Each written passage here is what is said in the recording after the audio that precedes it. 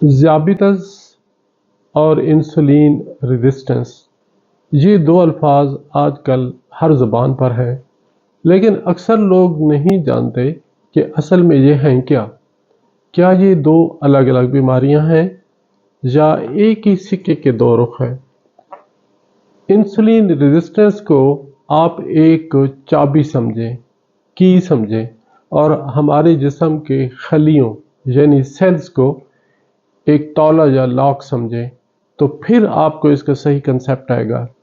Normal حالت میں insulin خلیوں کے دروازے کھول دیتی ہے اور گلوکوز یعنی شکر اندر جا کر توانائی میں بدل جاتا ہے، مگر جب تالا زنگ آلود یعنی رسٹی ہو جائے تو چابی کام نہیں کرتی، اور یہی انسولین ریزسٹنس ہے۔ صحت کے فیصلے سوچ سمجھ کر کرنے پڑتے ہیں۔ آج کی گفتگو میں ہم دیکھیں گے کہ یہ تالا کیسے خراب ہوتا ہے، جگر اور پٹھے اس میں کیا رول ادا کرتے ہیں، اور دنیا کی بڑی تحقیقات نے ہمیں کیا بتایا ہے۔ انسولین کا بنیادی کردار، the key and the lock. Insulin pancreas سے نکلنے والا ہارمون ہے جو خون میں موجود گلوکوز کو خلیوں کے اندر لے جانے میں مدد کرتا ہے۔ پٹھے سب سے بڑے گلوکوز کے استعمال کرنے والے ہیں، یعنی سارا گلوکوز پٹھوں میں استعمال ہوتا ہے تقریباً 80%، جبکہ جگر شوگر کو ذخیرہ یعنی سٹور کرنے اور آہستہ آہستہ ریلیز کرتا ہے، اس کا یہ فنکشن ہے۔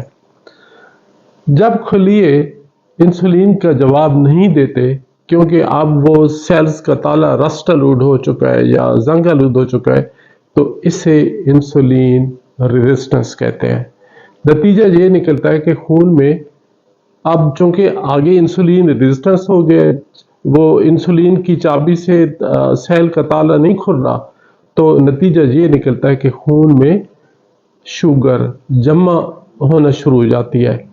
پینکریاس زیادہ اب اس کو نارمل کرنے کے لیے پھر پینکریاس زیادہ انسولین بنانے لگتا ہے، اور ایک وقت آتا ہے جب بیٹا سیل جہاں سے انسولین بنتی ہے وہ تھک جاتے ہیں اور تھک کے لیٹ پڑتے ہیں۔ وہ ایک انگریزی کا محاورہ ہے، یو کانٹ پش اے روپ، یعنی جتنا مرضی ہے انسولین بڑھاؤ، خلیے اب نہیں سنتے اور وہ ان کا تالا نہیں کھلتا۔ مسلز، ہمارے باڈی جو پٹھوں کی یا مسلز کی بنی ہوئی ہے، شوگر کے سب سے بڑے یوزیج جہاں ہوتا ہے، 80% گلوکوز جہاں جلتا ہے۔ پٹھے گلوکوز کو گلائکوجن کی شکل میں ذخیرہ کر لیتے ہیں۔ نارمل حالت میں انسولین ایک GLUT4 ٹرانسپورٹر ہوتا ہے، یعنی انسولین جب جاتی ہے اور سیل کی دیوار کے ساتھ ٹکراتی ہے تو وہاں GLUT4 ایک وہی تالا ہوتا ہے، وہ کھل جاتا ہے اور گلوکوز اندر چلا جاتا ہے۔ یعنی نارمل حالت میں انسولین GLUT4 ٹرانسپورٹر کو ایکٹیویٹ کر کے دروازے کھول دیتی ہے۔ انسولین ریزسٹنس میں GLUT4 حرکت نہیں کرتا، وہ اوپر نہیں آتا، تالا نہیں کھلتا، گلوکوز خلیے میں داخل نہیں ہو پاتے۔ نتیجہ کیا نکلتا ہے؟ خون میں شوگر لیول بڑھ جاتا ہے۔ اب اس میں ایکسرسائز کا کیا رول ہے؟ پٹھے ورزش کے دوران انسولین کے بغیر بھی شوگر جذب کر لیتے ہیں، یعنی پٹھے ایک ہمارے جسم میں جو 80% گلوکوز کو لیتا ہے، واحد چیز ہے جو انسولین کے بغیر شوگر کو جذب کر لیتے ہیں۔ ان کا وہ تالا انسولین کی ضرورت ہی نہیں ہوتی۔ یہی وجہ ہے کہ ورزش انسولین ریزسٹنس کی زنگ آلود تالا کھولنے والی چابی ہے، کیونکہ جہاں تو انسولین کی ضرورت ہی نہیں ہے، تو آپ ورزش کریں گے تو جتنا بھی گلوکوز وہاں پھر رہا ہے وہ پٹھوں میں استعمال ہوگا انرجی میں تبدیل ہونے کے لیے، اور آپ کا گلوکوز لیول نارمل ہوگا۔ جس تن لاگے وہ تن جانے، شوگر کے مریض اچھی طرح جانتے ہیں کہ جسمانی حرکت ان کے لیے کتنی اہم ہے۔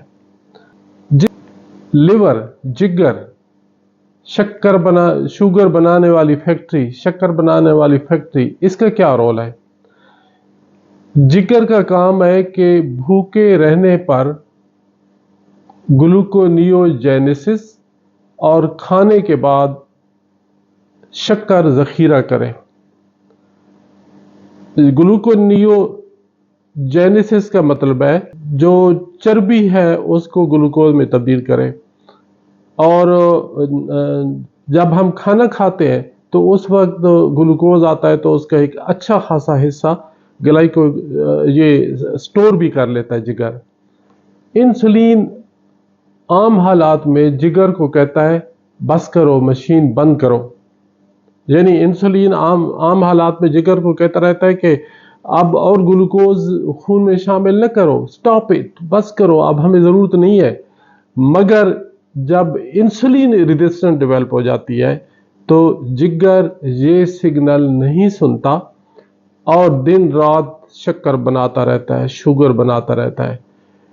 اس کا مطلب یہ ہے کہ آپ کا کھایا ہوا کاربوہائیڈریٹ، شوگر بھی خون میں موجود ہے، اور جگر بھی مزید شوگر یا گلوکوز ڈال رہا ہے، تو یہ ڈبل ٹربل ہو جاتی ہے۔ یعنی ادھر سے جب ہم کھانا کھا رہے ہیں تو کاربوہائیڈریٹ کی شکل میں گلوکوز آ رہا ہے، اور ادھر جگر بھی جو ہم سو جاتے ہیں یا عام حالات میں جگر تھوڑا تھوڑا شوگر ڈالتا رہتا ہے، وہ بھی ڈال رہا ہے، کیونکہ اب وہ جگر کے وہ جو انسولین کو ریسپانس دینے والے لاک تھے وہ زنگ آلود ہو گئے، وہ سنتا ہی نہیں ہے، وہ ڈیف ہو جاتا ہے، بہرا ہو جاتا ہے۔ تو یہ دونوں طرف سے گلوکوز آنا شروع ہو جاتا ہے بنسبت ان کے کہ جن لوگوں کو انسولین ریزسٹنس نہیں ہوتی۔ تو ایک انگریزی کہاوت ہے کہ it is like trying to mop the floor while the sink is still overflowing. اب اس کو اردو میں آپ جو بھی ترجمہ کر لیں، یعنی آپ سنک کو بند نہیں کریں اور اوپر دریاں ڈالتے جائیں تو پھر گند تو ادھر پھیلتا ہی رہے گا نا۔ یہ بالکل اسی طرح یہ ہے کہ جب تک انسولین ریزسٹنس کو ہم ٹھیک نہیں کریں گے تو باقی جو دوائیاں کرتے رہیں، جس طرح بھی کرتے رہیں، ہمیں زیادہ افاقہ ہونے والا نہیں ہے۔ اب یہ ان چیزوں کا ہمیں علم کیسے پتہ چلا؟ ایک یو کے میں 2017 میں ڈائریکٹ ٹرائل ہوئے تھے لینسٹ میں، تو اس سے پتہ چلا، اس کا ریزلٹ یہ نکلا، یعنی اس ریسرچ سے نتیجہ یہ سامنے آیا کہ وزن کم کرنے سے جگر میں موجود چربی کم ہو گئی، گھٹ ہو گئی، یعنی فیٹی لیور میں سے وہ فیٹ کم ہونا شروع ہو گئی جگر نے، اور جب جگر میں سے چربی کم ہونا شروع ہو گئی، فیٹی لیور کم ہونا شروع ہو گیا، تو جگر نے انسولین کا حکم ماننا شروع کر دیا، اور 46% مریضوں میں ڈائبٹیز ریورس ہو گئی، شوگر ریورس ہو گئی۔ یہ ایک بہت بڑی ریسرچ تھی، آپ میری ڈسکرپشن میں اس کا لنک دیکھ لیں گے۔ اس کے بعد چربی، یعنی میں سٹیپ بائی سٹیپ آپ کو بتا رہا ہوں نا کہ اس انسولین ریزسٹنس میں ہمارے جسم کی کیا کیا چیزیں رول ادا کر رہی ہیں۔ میں نے آپ کو اس کا مسلز کا بتایا، میں نے جگر کا بتایا، اب فیٹ کی بات کر رہا ہوں، چربی کی بات کر رہا ہوں۔ یہ ایک خاموش تباہی ہے۔ نارمل حالات میں انسولین چربی کے خلیات کو کہتی ہے کہ فیٹی ایسڈ باہر نہ نکالو۔ انسولین کے بہت سارے کام ہیں، اس میں ایک یہ بھی ہے کہ فیٹی ایسڈز کو باہر نہ نکالو۔ انسولین ریزسٹنس میں یہ کنٹرول ٹوٹ جاتا ہے، چربی کے خلیات یا سیلز فیٹی ایسڈ اور سوزش پھیلانے والے کیمیکلیز ہو رہے ہیں اور جن سے سوزش پھیل رہی ہے۔ اس عمل کو ہم سائنس میں یا میڈیکل ٹرم میں لپوٹاکسیسٹی کہتے ہیں۔ لپو مینز फैटी टिश्यू और टॉक्सिसिटी मीन जहर, यानी फैट से जो जहर निकलता है वो इस इंसुलिन रेजिस्टेंस में कितना ख़राब रोल अदा करता है। इसको हम यूं कह सकते हैं कि नमक के चरके से ज़ख्म बढ़ जाता है। ये आपने सुना होगा, नमक के चरके से ज़ख्म बढ़ जाता है, यानी चर्बी की खराबी ज़ियाबितस के ज़ख्म को और गहरा करती है और इंसुलिन रेजिस्टेंस और बढ़ जाती है। जो अब अक्सर ये होता है कि इवन कि हमारे डॉक्टर हजरात भी इतराज़ करते हैं कि ये कोई आपको वही उतरती है कि आप ये सारी बातें कर रहे हैं कि ऐसे होता है ऐसे होता है। तो उसके लिए मैंने जो बड़ी बड़ी रिसर्चेस इस इंसुलिन रेजिस्टेंस और इसके फैक्टर्स पे हुई, उनका मैं आपको हवाला दे रहा हूँ। इनका मेरी डिस्क्रिप्शन में जाके आप ये देख लेंगे। एक रिसर्च हुई थी 2005 में, ये पीएमसी जो बहुत बड़ा एक रिसर्च का यूँ समझे डाइजेस्ट है, उसमें जो भी अच्छी रिसर्च, अच्छी लेवल की रिसर्च होती है उसका बड़ा म्यार है उसमें होता है। तो ये विलकॉक्स जी थे, इन्होंने रिसर्च की थी। तो उस रिसर्च में उन्होंने ये साबित किया कि लिपिड ओवरलोड, ओबेसिटी और इन्फ्लेमेशन किस तरह इंसुलिन रेजिस्टेंस पैदा करते हैं। यानी जब अगर लिपिड ज़्यादा है, फैट ज़्यादा है आपकी बॉडी में, आपको मोटापा है, और ये जो फैट से निकलने वाली केमिकल्स हैं, इन्फ्लेमेशन, ये किस तरह इंसुलिन रेजिस्टेंस पैदा करते हैं। वो तो बहुत लंबी चौड़ी रिसर्च है, मैं आपको मोटे मोटे इसके हिंट्स बता रहा हूँ। लिवर, मसल्स और एडिपोज टिश्यू में सिग्नलिंग पाथवेज की तफसील किस तरह होती है।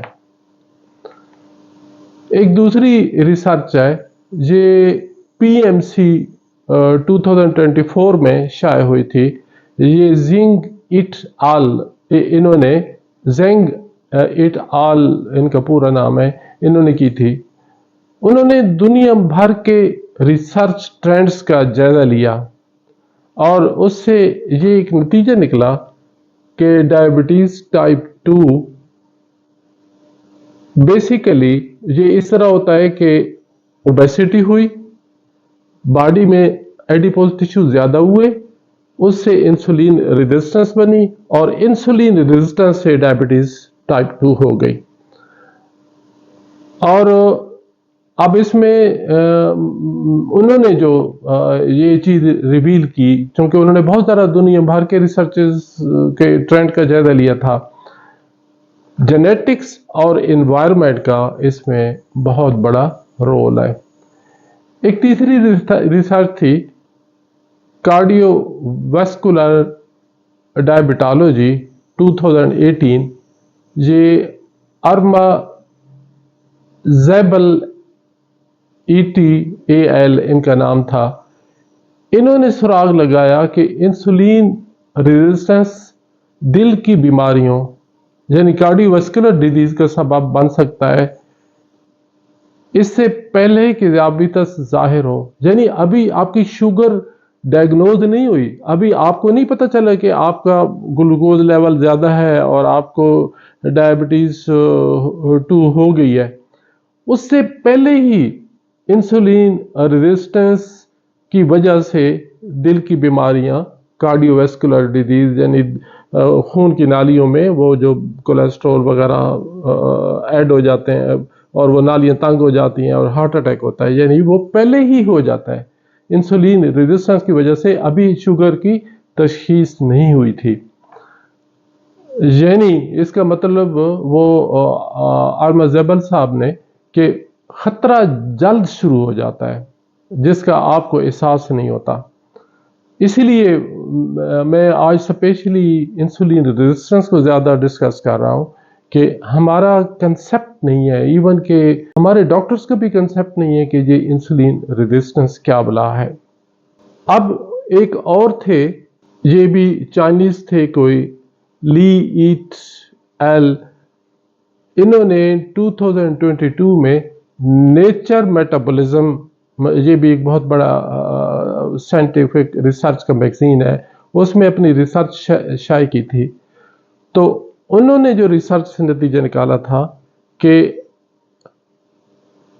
ये एक एडिपोकाइंस, ये टॉक्सिक लिपिड्स और NAFLD, जिसको आम हालात में non alcoholic fatty liver disease कहते हैं, ये इंसुलिन रेजिस्टेंस के दो बड़े मुजरिम हैं। यानी वो एडिपोकाइंस लिपिड से, जो हमारे जिस्म में, हमारे पेट में फैट है, उससे ये एडिपोकीन्स निकली और इन्होंने non alcoholic fatty liver disease cause की। वो जो एडिपोकीन्स वो टॉक्सिक लिपिड्स हैं और इसकी वजह से आपकी इंसुलिन रेजिस्टेंस डेवलप हो गई। जिगर की चर्बी इसमें सबसे अहम रोल अदा करती है। यानी ये आप में जो इंसुलिन रेजिस्टेंस डेवलप होती है, इसकी वो जो फैट से टॉक्सिक लिपिड्स निकलते हैं जिनको एडिपोकीन्स कहते हैं और जिनकी वजह से फैटी लिवर होता है। तो इस फैटी लिवर की वजह से, यानी लिवर में जो अब चर्बी आ गई है, उसका बहुत ज़्यादा रोल है इसमें इंसुलिन रेजिस्टेंस बनाने में। एक पांचवी रिसर्च है, वो ज़ाओ ईट एल, ये एक फ्रंटियर्स इन एंडोक्राइनोलॉजी बहुत बड़ा रिसर्च मैगजीन है, इसमें 2023 में शाये हुई थी। इनका कहना यह है, ज़ाओ साहब का, कि इंसुलिन रेजिस्टेंस ना सिर्फ डायबिटीज बल्कि fatty liver, hypertension, metabolic syndrome disease और कैंसर तक में बुनियादी रोल अदा करती है। जो मेटाबॉलिक सिंड्रोम है, ये 4-5 चीज़ों का जब इकट्ठी हो जाती हैं तो हम कहते हैं कि इस पेशेंट को मेटाबॉलिक सिंड्रोम है। इसमें इंसुलिन रेजिस्टेंस यानी डायबिटीज़, आपका ब्लड प्रेशर का ज़्यादा होना, हाइपरटेंशन, ये HDL high density lipid cholesterol का कम हो जाना और ट्राइग्लिसराइड्स का ज़्यादा हो जाना, और पेट की अगर हम पैमाइश करते हैं तो नॉर्मल फ़र्ज़ किया आपकी 34 साइज़ आता है, और जब आपका साइज़ 38-40 हो जाता है, यानी पेट में जब चर्बी इकट्ठी हो जाती है, जिसको विसरल ओबेसिटी कहते हैं, ये बेसिकली मेटाबॉलिक सिंड्रोम है। तो उसने ये नतीजा निकाला कि इंसुलिन रेजिस्टेंस ना सिर्फ ज़ियाबीतस यानी टाइप 2, बल्कि ये fatty liver, hypertension, metabolic syndrome disease और कैंसर तक में बुनियादी रोल अदा करती है। एक इंग्लिश इडियम है, नॉलेज इज़ पावर। ये आपको जो मैंने 5 रिसर्च इसलिए बताई कि इन तहकीकात ने हमारी आंखें खोल दी कि ज़ियाबीतस सिर्फ शुगर का मसला नहीं, बल्कि पूरे जिस्म की मेटाबॉलिक खराबी है। ये चीज़ें सारी लिंक्ड हैं और जुड़ी हुई हैं। थोड़ा सा मैं आम बंदे के समझने के लिए बताता हूँ कि समझें कि शहर या सिटी हमारे जिस्म है, गोदाम हमारे पट्टे हैं, मसल्स हैं, फैक्ट्री हमारा जिगर है, टैंक ये हमारी चर्बी है, और इसका मेयर या डिस्ट्रिक्ट नाज़िम वो पेंक्रियाज है, और चाबी इंसुलिन है। तो अब इनको मैं आपको एक आम सादा ज़बान में इस तरह मुख्तसर करता हूँ कि जब ताले जंग आलूद हो जाएं तो गोदाम दरवाजे नहीं खोलते, फैक्ट्री मुसलसल शुगर बनाती रहती है, टैंक तेल और जहर बाहर गिराते रहते हैं, और मेयर शोर मचाते मचाते बेहाल हो जाता है, आखिर शहर तबाह हो जाता है। लेकिन खुशखबरी यह है कि शहर को मुरम्मत किया जा सकता है। कैसे मुरम्मत कर सकते हैं? एक्सरसाइज, वर्जिश। इसको हम यूं मिसाल दे सकते हैं कि वो जो सेल के ताले हमारे जंग आलूद हो गए, इनको तेल लग जाएगा, इनको ग्रीस लग जाएगी, तो वो आसानी से ताले खुल सकेंगे। ہماری ڈائٹ کا بہت زیادہ رول ہے، فاسٹنگ کا بہت زیادہ رول ہے۔ اگر آپ ڈائٹ کریں گے اور فاسٹنگ کریں گے تو وہ جو ہمارا جگر فیکٹری کی طرح شوگر بناتا ہی بناتا جا رہا ہے، گلوکوز کو پھینکتا جا رہا ہے، وہ رک جائے گا۔ اگر ہم وزن کم کر لیں گے اپنی ڈائٹ کے ذریعے، ایکسرسائز کے ذریعے، تو وہ جو فیٹی ٹیشوز وہ اتنے بڑے ٹینکر کی شکل میں ہے اور اس میں سے پوائزن یا زہر لیک ہو رہا ہے، وہ لیک ہونا بند ہو جائے گا۔